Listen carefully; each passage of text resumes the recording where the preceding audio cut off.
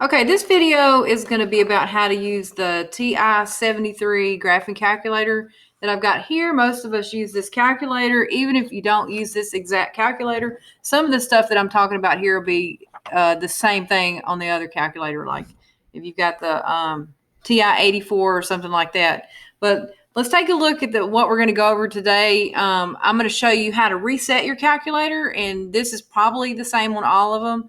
How to set your window range, how to graph a linear equation, and how to graph systems of linear equations. And I'm going to do one example, and then I'm going to show you some other stuff like how to zoom, how to trace, and how to use the table. So let's go ahead and let's do the reset first. So I'm going to turn it on, and this is a troubleshooting tool. So anytime you're using your calculator, well, first of all, if you're in a screen like this, you can go to second and quit. Second quit, and that'll just kind of get you back, and then hit clear so you're at the beginning. But let's talk about how to actually reset your calculator. Anytime you're having trouble with your calculator, or something's not graphing, or it's showing you errors and you know that you didn't do something wrong, you can always just reset your calculator. So what you're going to do is you're going to hit the second button, you're going to hit mem, which is your memory. Okay, and if you'll notice all the way down here it says reset, so you're going to hit 7. And you want to reset all RAM. So you're going to hit 1. And you're going to go down here and say, yes, you did want to reset. And then everything is cleared. So now it's like you have a brand new calculator. Okay, so I just reset my memory. So I'm going to hit clear here. And the second thing I want to show you, so what we've done so far is we have reset our calculator. Like, we know how to do that. So the second thing we're going to talk about is our window range. And what the window range is whenever you're graphing something on your calculator, you need to have a window range that is easy to see what you're graphing. So I'm going to go up here and I'm going to hit window. And I've got my window range. And what this means is you're thinking about a coordinate plane. All right, so a coordinate plane usually will go from -10 to 10 and up from 10 to -10 on the y-axis. Okay.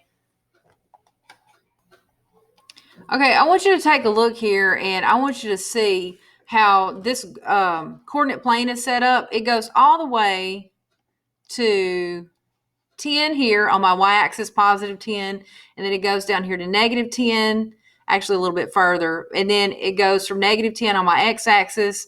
From 10 here, I can zoom in and make it where you can see it perfectly. But this would be a good window range for me to look at. I need to go from -10 to 10 on my y-axis and from -10 to 10 on my x-axis. So let's go back and look at our calculator again. So we've got the same type of window here.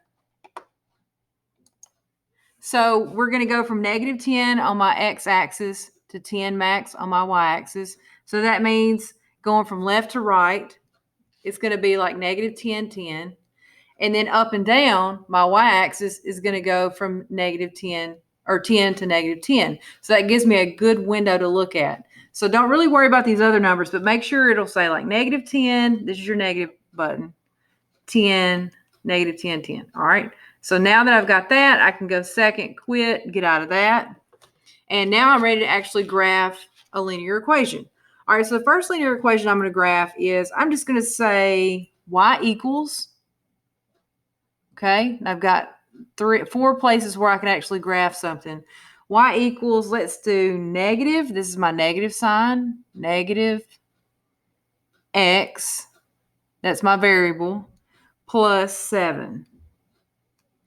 And then once I've done that, I'm going to go over here and hit the graph button. And I have a wonderful linear equation that I've graphed. The equation is negative. It's going down like this. That is my linear equation. Okay. I can actually, here's some other things I was going to show you. I can zoom in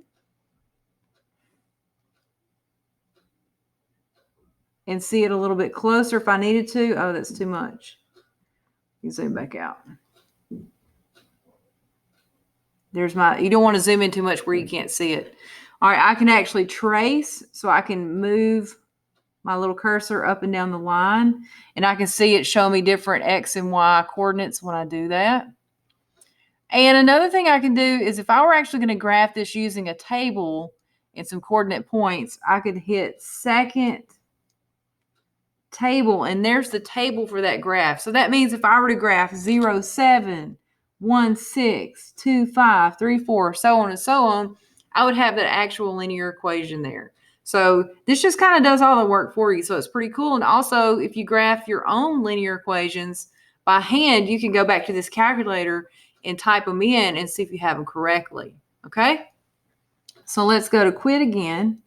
Let's go back to y equals. We've already got our equation in here. So in our next unit, we're going to learn how to graph two linear equations together. So let's take the one we already have, and then we're going to add one to it. We're going to say 2x plus 1.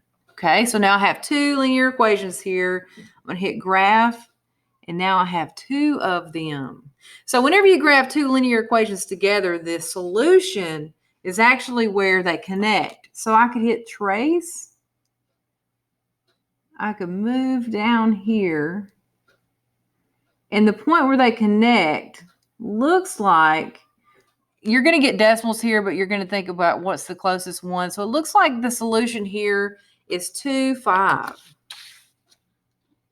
So anytime you graph two linear equations, the point where they connect is the answer. So what an easy way to do that. You graph them together, and then you move this down here and you look at where they connect. All right, so the solution to these two linear equations is 2, 5. So that's the coordinate where they connect. Now notice how it says 1.9, it says 5.08. So you're thinking, what's the closest to it? Okay, so you actually probably want to graph these yourself, and then you could use this as a checking tool. All right, so if you wanted to see a table, you could do that. You've got the table for both of them. But anyway, this is how you actually graph two linear equations. So here's how you graph on the TI-73, and keep practicing and making sure you're checking your work. This is a good way to check your work.